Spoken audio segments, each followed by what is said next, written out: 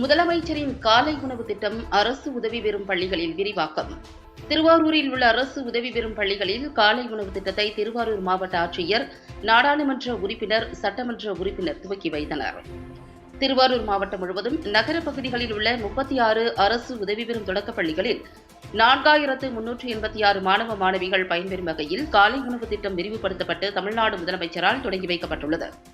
இதனை திருவாரூரில் உள்ள ஆர்.சி. பாத்திமா அரசு உதவி பெறும் தொடக்கப் பள்ளியில் திருவாரூர் மாவட்ட ஆட்சியர் மோகனசுந்தரம், நாகை நாடாளுமன்ற உறுப்பினர் வை. செல்வராஜ், திருவாரூர் சட்டமன்ற உறுப்பினர் பூண்டி கலைவாணன் ஆகியோர் திட்டத்தை துவக்கி வைத்து மாணவ மாணவிகளுக்கு உணவுகளை பரிமாறினர்.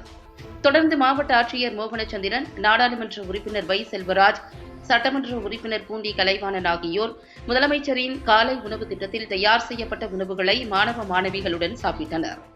இதில் கோட்டாட்சியர் சௌமியா, திட்ட அலுவலர் மகளிர் திட்டம் பொன்னம்பலம், திருவாரூர் மாவட்ட முதன்மை கல்வி அலுவலர் சவுந்தரராஜன், நகராட்சி ஆணையர் சுரேந்திர ஷா, நகர்மன்ற தலைவர் புவனப்பிரியா செந்தில், நியமன குழு உறுப்பினர் வாரை பிரகாஷ், நகர்மன்ற உறுப்பினர்கள் ஐஸ்வர்யா பாஸ்கர், விஜயலட்சுமி, பாரதி கணேசன், பெனசிர் ஜாஸ்மின், கமலாம்பாள், மூர்த்தி, வரதராஜன், ஐயனார் மற்றும் பள்ளி தலைமை ஆசிரியை, ஆசிரியர்கள் கலந்து கொண்டனர்.